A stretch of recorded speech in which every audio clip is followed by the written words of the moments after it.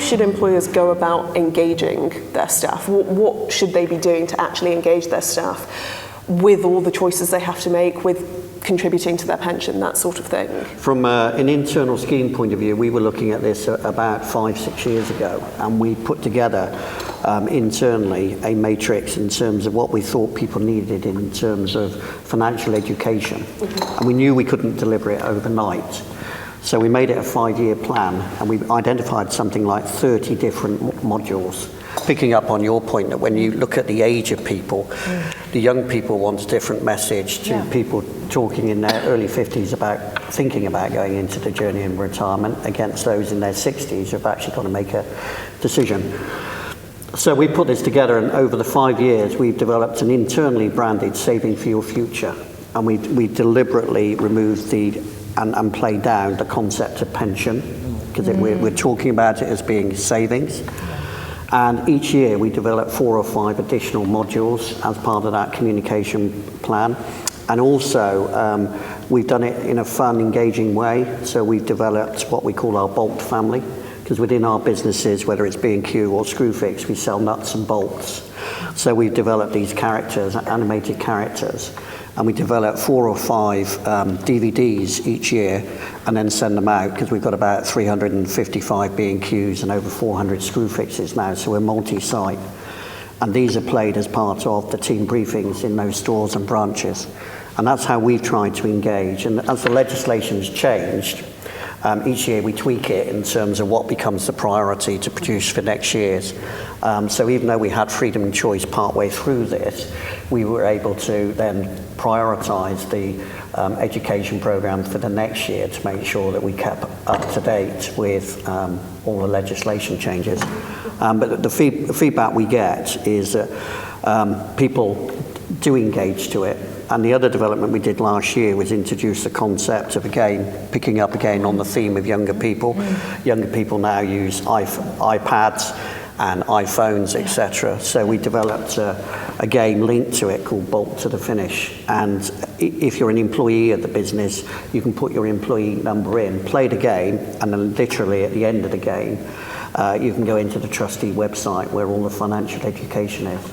And I think it's great to see these as different techniques being used to engage people in different ways. And it's all part of, as we were saying earlier, trying to make people comfortable with the whole idea of long-term saving, pensions. I mean, we were quite early to the game in terms of putting sort of the DB side and early retirement calculators on, and the amount of people that went in to try and work out when they could afford to go, as opposed to going to the administration and waiting 3 months for the statement to come through and all this, was incredible. And it really helped to bring along that engagement and for people to understand fairly quickly, I can't retire at 55, it's going to be 60 or 62. It helps the expectation. And I think it's, as we said earlier, it's about having a range of communications that fit the needs and wants of different segments in our population. And I love the videos and visual thinking and cartoons and pictures and words.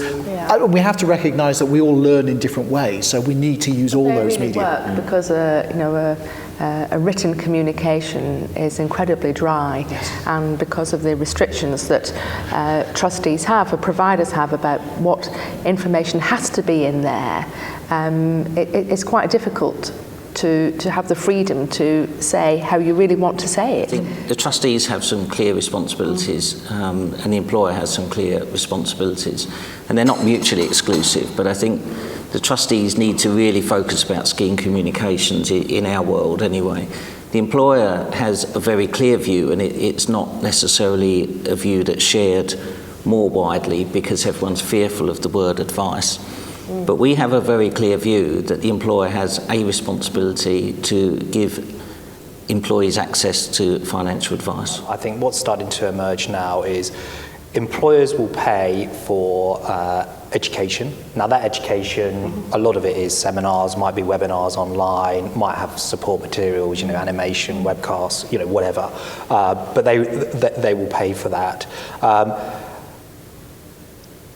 Increasingly, they're going a step further, so still non-regulated, but they are happy to pay for onto what we would call clinics, so that they're not actually regulated sessions, but unlike the first step, which is group their individual. Now that could be done face to face. So this comes back to your point really, John. If everyone's in one office, then we could go in, for example, sit there all day, have people popping in every 20 minutes. So it literally is almost like a GP clinic or something.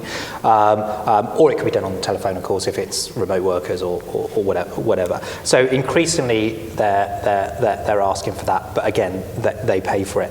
And I think the key thing there, which is your point, Melinda, is that the key point there is because it allows that employee or that member to get to a point where they can then decide, am I the sort of person that needs regulated advice, or am I the sort of person that, I think all my answers, the questions have been answered, and I'm quite happy to do whatever.